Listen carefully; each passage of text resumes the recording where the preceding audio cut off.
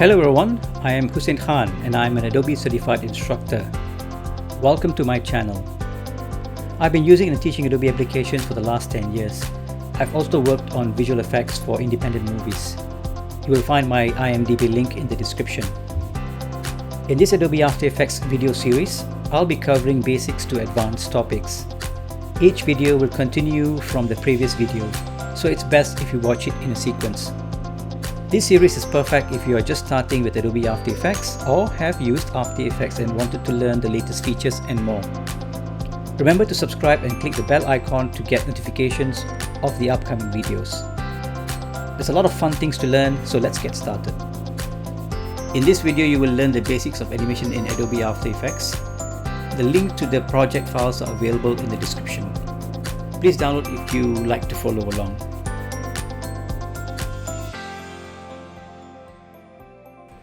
There are 5 building blocks of creating animation in After Effects, and they are Position, Opacity, Rotation, Scale, and Anchor Point. I like to use the acronym TRAPS. T is for Opacity, R is for Rotation, A is for Anchor Point, P is for Position, and S is for Scale. Let's see if we can come up with something more interesting.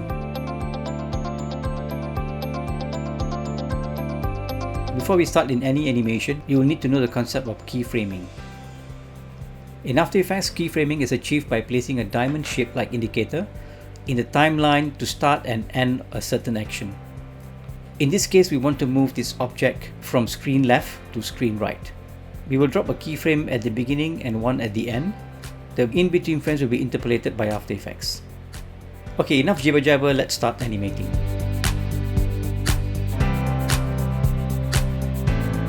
Let's select the position composition, 0 to position. Ensure that the playhead or the current time indicator is the beginning of the comp.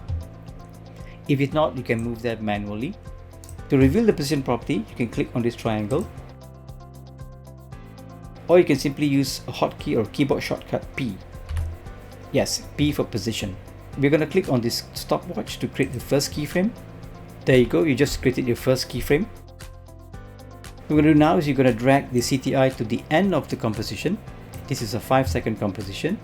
You can either push the object to the right of the screen by holding down the shift key, or I'll do undo there. You can just use these numbers over here. This is the X position and the Y position, and we're going to use the X position to just drag to the right. You will get a keyframe at the end automatically. So if I click on preview now, you will see that now you have animation that goes from left to right. I'll tap the spacebar to stop the animation. Let's go back to the beginning of the comp. Notice the movement is very linear, meaning it moves in a constant speed. In real life, things don't move in this fashion. If you want to make something more real life-like, we can adopt the concept of slow in, slow out, or in After Effects, it's called easy ease. Let's stop the preview and then take the CTI to the beginning of the comp. To select both keyframes at the same time, you just click on the word position over here. Okay, now both keyframes are selected. Please do not click on the stopwatch because you will delete the keyframes. Okay, once the keyframes are selected, we'll go to animation and we will use keyframe assistant and we use easy ease, or you can just press the F9 on your Windows keyboard. Now if you notice that the keyframes has changed into an hourglass shape, that's an indication to show that now it's a easy ease keyframe. If I were to press the spacebar now, you can see that the movement is a bit more organic. So it starts slow at the beginning, it picks up speed, and then it slows down. If I were to show you the graph editor, you'll see now you have this S curve that's going that way. I'll do an undo here. You'll see that the graph will change to a linear graph. There you go, that was the before, very linear. And if I were to do undo, you see now it's a S curve. I'm going to close the graph editor. Let's stop the playback by clicking on the spacebar. Let's go back to the beginning of the comp. If I were to change this back to a linear keyframe, you have to hold down the control or the command key and click once on the keyframe. So now it's back to the diamond shape. You can also create animation going up and down. Okay, let's do that. I'm going to create a first keyframe. I'm going to drag the CTI again to the end of the comp. I'm going to grab the box or the shape and then push it up and hold on the shift key, right up there. And now if I click the spacebar or tap the spacebar, you can see now it goes upwards. If I would stop to play back, okay, I'm going to just do undo to go back to the situation where we don't have the keyframes. I'd like to show you something else. If I were to create the position keyframes again by clicking on the stopwatch and then dragging the CTI to the end, drag it over there. Okay.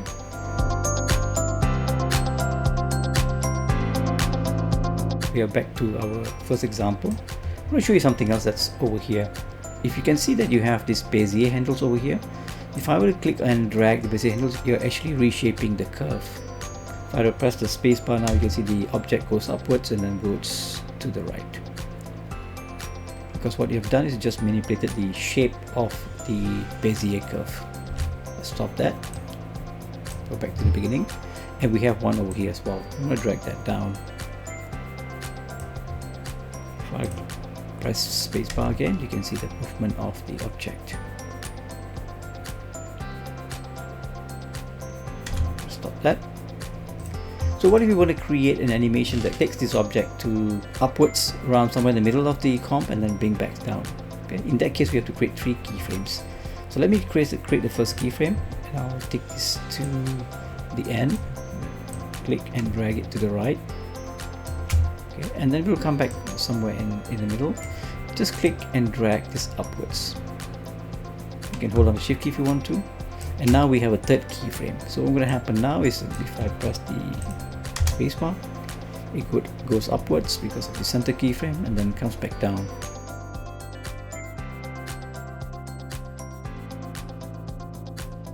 Stop that. So that's basically how the position keyframe works. The next thing we're going to learn is about the scale property.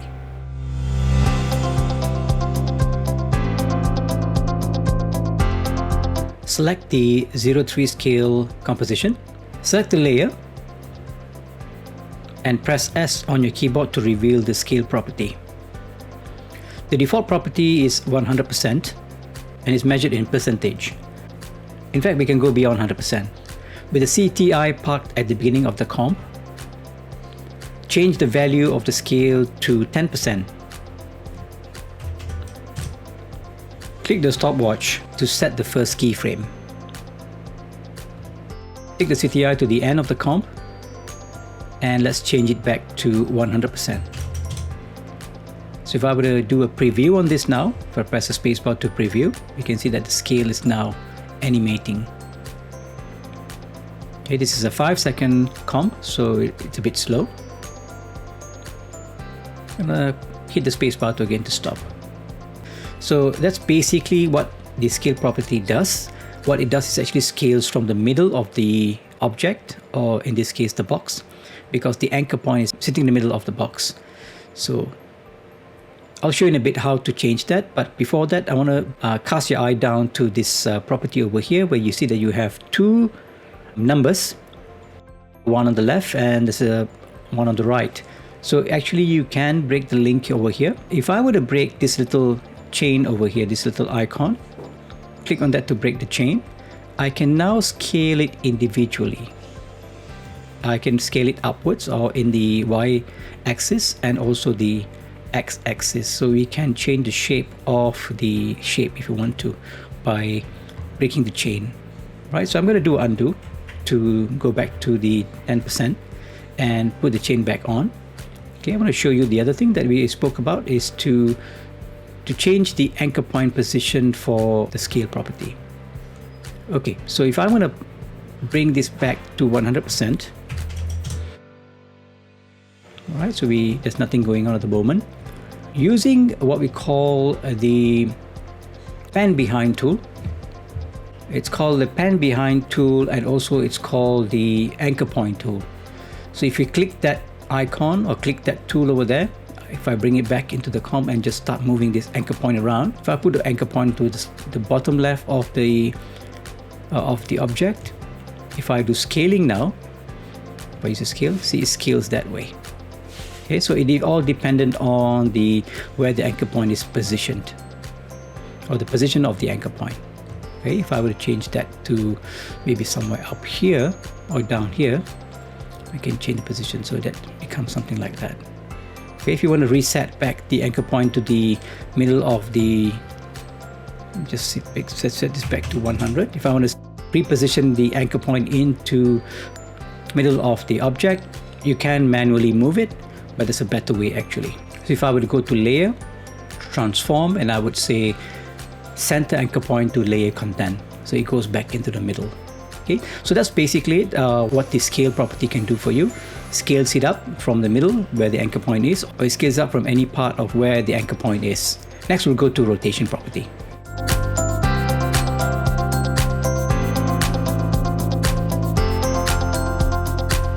Let's talk about how to create rotation.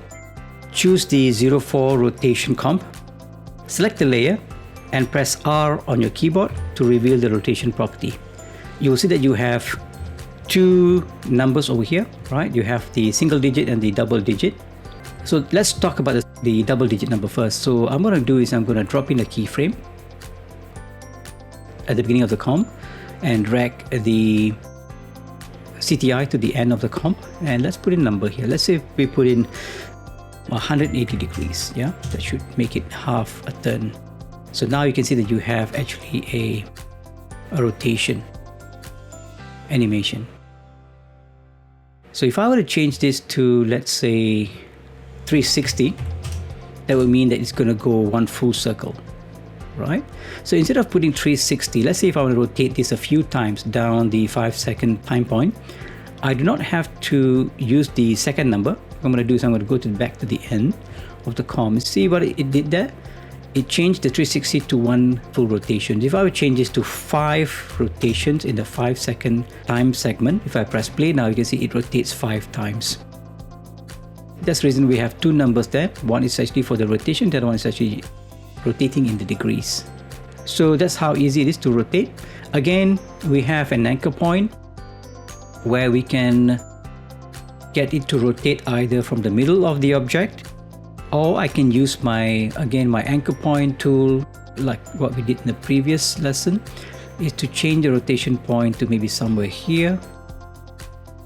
And if I do a rotation now you see it rotates on the anchor point position.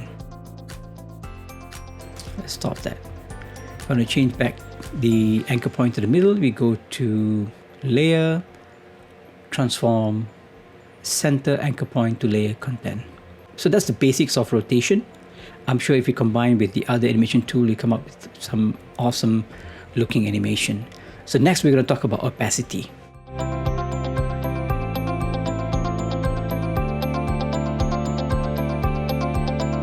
Another word for opacity is transparency. So if you can say the letter T coincides with transparency. If I select the layer, opacity layer, press T instead of O to reveal the opacity property. I'll drop in a keyframe at the beginning of the comp, and let's take it to the end, and let's change the opacity to 0, which means it becomes invisible. So if I were to play now, you can see it changes from opaque to opacity. That's how easy it is to use the opacity property, right? So I will undo that, take off the keyframes, and I can actually use my slider here to make it fade away. Does it go beyond 100%? No, it does not. If I put it to 100%, it's still going to be the same. So there's only one property in percentage for the opacity, and that's how you do it. Next, we're going to talk about the anchor point property.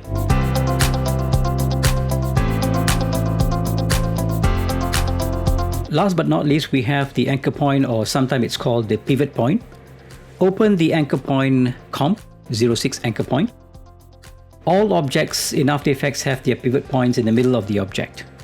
You can change the position of this pivot point in two ways. First, using the anchor point property, which is by pressing A on the keyboard, the anchor point for this particular layer. Here you have two numbers, which is the X and Y numbers.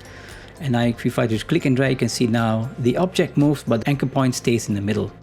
So if I were to combine this with, let's say, rotation property, if I press Shift and press R on my keyboard to reveal the rotation property, If I were to rotate now, you see that it moves around that anchor point. Okay, I'll do it and undo that. And if I were to change that to something else, maybe anchor point is that way, and if I rotate now, see it rotates now that way. So you actually use the anchor point in conjunction with the other 4 properties.